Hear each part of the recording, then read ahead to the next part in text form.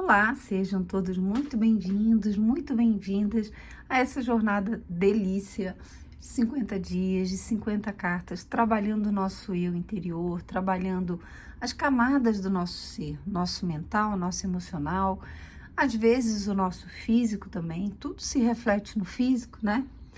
A nossa espiritualidade, as nossas energias, isso tudo hoje em dia se torna imprescindível, porque desculpa, nós sabemos que nós não somos matéria, nós somos energia, né? Um átomo, ele é basicamente energia, ele tem quase nada de massa, então a gente só se relaciona com o mundo como se tudo fosse sólido e material, quando na verdade tudo é pulsante e energético. E um trabalho que essa autora faz, que é maravilhoso, através desse deck, a lei do positivismo, ele vai nos propiciando essas práticas diárias muito simples, muito rápidas, muito fáceis de se fazer. É muito mais uma postura que muda, né, diante do nosso dia, do que propriamente algo cansativo ou difícil de se fazer. Então essa é a minha proposta para vocês, eu espero que vocês estejam aproveitando, estejam gostando. Para quem está chegando agora, eu tiro a cartinha que foi sorteada do dia anterior, coloco aqui na caixa e sorteio uma nova cartinha. Então assim a gente vai passando uma a uma todas as cartas. Vamos ver o trabalho de hoje? Eu conecto com a força e a sabedoria dos meus ancestrais. Que linda essa carta, que linda. A autora é do Kurdistão, então a gente vê que tem... ela sempre coloca símbolos relativos ao seu povo, à sua pátria. E aqui ela fala dos ancestrais, né? Com a força e a sabedoria dos ancestrais. Eu não sei vocês, mas eu tenho na minha família, né, histórias de muita luta. Eu acho que todos nós, né? Eu tenho ascendência portuguesa, tanto de pai quanto de mãe, e especialmente a minha bisavó, por parte materna, ela veio de Portugal com 19 anos. Meu avô, eles se casaram por procuração, ela ainda em Portugal, ele já no Brasil. E ela veio sozinha numa viagem de navio, com 19 anos, era uma menina, né? E chegando aqui, eles se casaram, no Rio, né? Minha família é toda do Rio, eu sou do Rio também, sou carioca. E aí, eles abriram uma vendazinha de frutas e verduras, uma coisa assim. E minha avó teve 2 filhos minha bisavó, quando estava grávida da minha avó, com basicamente 8 para 9 meses, o meu avô morreu. E aí ela ficou sozinha para criar os 3 filhos e, né, uma bebê recém-nascida, né, os 2 filhos homens e minha avó recém-nascida. Então foi uma vida de muita, muita, muita luta e de muita, muita força, né? Depois, no meio do caminho, um dos tios simplesmente desapareceu, nunca mais deu notícias, ele saiu para fazer alguma coisa, nunca mais apareceu. Ela teve uma vida muito sacrificada. E o que eu me lembro da minha bisavó, eu convivi bastante tempo até com ela, e ela era uma mulher muito leve, apesar de tudo, ela era muito leve. Apesar de todas essas dores profundas, ela não conversava muito sobre isso, mas era uma mulher muito forte, muito trabalhadora, assim como a minha avó também. Eu acho que isso é uma característica do povo português, muito fortes e valentes no trabalho, casa sempre brilhante, sempre limpa, e essa força e essa leveza diante, né, de uma vida que não foi nada fácil, sempre me chamaram muita atenção. Ela gostava de ler muito, muito, ela lia tudo que caía nas mãos dela, ela lia. Então, eu me lembro já, eu mais, né, criança, mocinha, eu gostava de ler a revista Capricho, e eu lia e levava as revistas para ela. Então, Do lado do meu pai, eu tenho meu avô que foi órfão desde pequenininho, com 4 anos de idade, a mãe dele morreu. Então, se você olha a história dos nossos ancestrais, perceba dos seus, o quanto eles eram fortes. Hoje nós nos abalamos por coisas muito pequenas, a verdade é essa. Hoje temos o conforto de, por exemplo, o analgésico, né? Eu me lembro da minha avó, as mulheres da família têm cólicas menstruais muito fortes. E eu me lembro da minha mãe falando que a minha avó rolava de dor e não tinha analgésico na época dela, né? Houve um crescimento tanto na medicina, na farmacologia, quanto na tecnologia, que trouxe muito conforto para o ser humano, né? Nesses últimos 100 anos.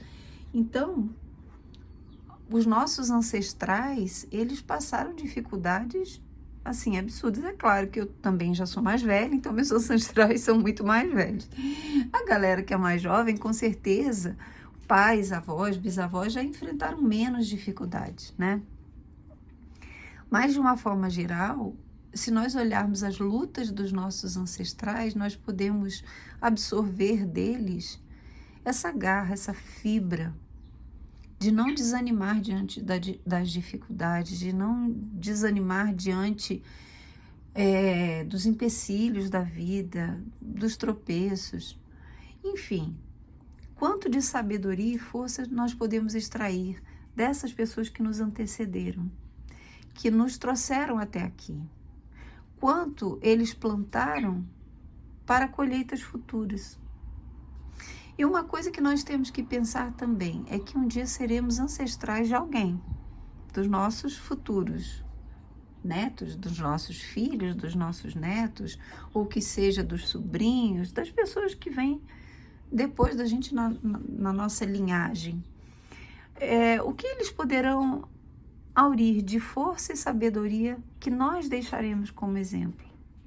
Isso é uma coisa a se pensar, né? Do que nós estamos plantando na vida e que servirá de exemplo, de inspiração para as pessoas que virão. Vamos ver o que ela fala aqui no livrinho? Essa é a última carta, né? Como vocês puderam ver, é a carta de número 50. Os seus corpos físico e emocionais conectam com a sua herança ancestral através do DNA. Herança de códigos de experiência e da terra que alimentou seus ancestrais. Essa conexão está sempre com você. Você tem força e sabedoria inerentes, não apenas pelas jornadas de sua alma, mas também pelo conhecimento que lhe foi transmitido. Para curar nesta vida e encarnação presente, deve haver cura em toda a linhagem. Estamos transmitindo e vivenciando diretamente nossos ancestrais sem estarmos conscientes deles. Pode haver tristeza, raiva, medo e outras emoções armazenadas que serão transmitidas às gerações futuras, a menos que sejam curadas. Você também pode se conectar à orientação, sabedoria e força de seus ancestrais. Os antepassados podem aparecer-nos em forma de espírito, em sonhos e em sinais, e são parte de nós, tal como nós somos parte deles. Agradecer por tudo que fizeram, mesmo que não saibamos seus nomes, e invocá-los irá ajudar a nossa cura, o nosso caminho de cura holística, não apenas curando a si mesma as gerações futuras, mas também aos ancestrais que já passaram. E aqui ela dá uma prática de conexão com os ancestrais. Eu diria que, pela experiência que eu tenho, né, de trabalho com a espiritualidade durante minha vida inteira, sei lá, desde 14, 15 anos eu já trabalhava com mediunidade, até com palestras, enfim, com o trabalho espiritual, o desenvolvimento de mediunidade. Há aqui um cuidado a se ter. Por quê? Às vezes, os nossos ancestrais estão encarnados. Às vezes, os nossos ancestrais estão em situações que não são ainda ideais no plano espiritual. Então, por exemplo, a minha avó materna, ela desencarnou com Alzheimer. E por sonhos e conexões, enfim, a gente sente e percebe, sabe, que ela ainda não está totalmente recuperada no plano espiritual. Então, há que se ter um cuidado muito, muito grande nessa invocação. Não é porque a pessoa está desencarnada, principalmente se ela desencarnou recentemente, que ela já está bem para prestar auxílio. Então, eu oriento que você primeiro tenha esse discernimento e peça aos mentores dos seus ancestrais. Converse com os mentores, os anjos guardiões dos seus ancestrais, para que eles tragam essa conexão e essa força, tá bom? O que ela fala aqui? Conectando e chamando a força dos seus ancestrais.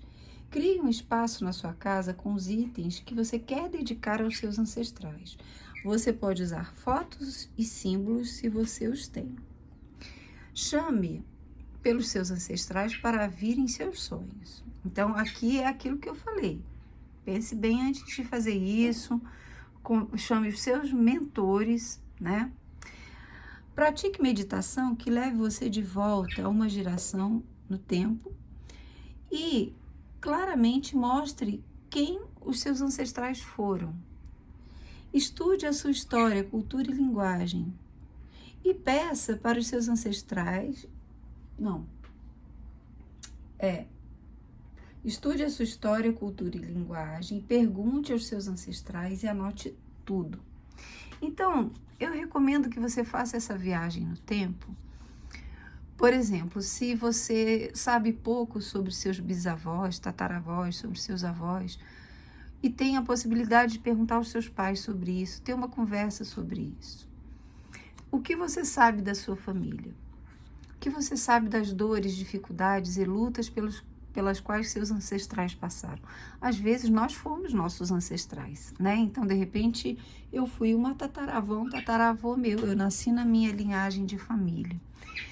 E essas dores compartilhadas, elas estão no nosso campo porque nós nos atraímos de alguma forma, ou essa família já vem várias jornadas juntas para purificarem, trabalharem questões. Então, nós comungamos de características semelhantes. Eu não acredito que, porque eu tive alguém que sofreu X coisa, eu vou sofrer também até que seja curado. É uma visão particular minha. Eu acredito que aquela pessoa sofreu X situação, aquilo influenciou psicologicamente a família, em questões de crenças e valores e comportamentos, e isso foi sendo ensinado, né? E a partir dessa postura que um determinado trauma trouxe, aquele comportamento veio sendo replicado para cada novo membro da família. Então, eu acredito que o Ho'oponopono é uma ferramenta maravilhosa de limpeza em nós, daquilo que nos incomoda, daquilo que nos faz mal, daquilo que está no nosso campo. O Ho'oponopono é gratuito, é simples de se fazer, é simplesmente limpar em você o que você sente a respeito de tudo que você percebe. Então, ouça as histórias, converse, pense, medite, né, na história da tua família e faça um Ho'oponopono limpando as energias, limpando as emoções, as crenças e valores que você reconhece que te prejudicam e que vêm dessa linhagem familiar. É uma sugestão, tá? Aqui ela traz o pavão, né? Que fala do reino angélico, que na linhagem curda representa o reino angélico. Na religião Yazidi, não sei se é assim que se pronuncia. As avós, a sabedoria ancestral, linhagem e cura. O sol curdo, que representa nascimento e transmutação da alma. Então, que no dia de hoje a gente possa ter essa conexão, tirar um momentinho para pensar nas lutas, na sabedoria, na força, na coragem, nos erros e acertos. Pensar nos erros também faz bem, para que não os cometamos novamente, né?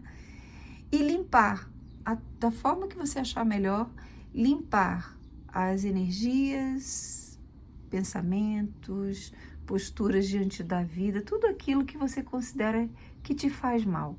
Limpe em você, perdoando, amando e elevando e com sentimento sempre, sempre, sempre de gratidão, elevando a sua energia com essa intenção de limpeza, você vai ver o resultado. É maravilhoso, tá bom?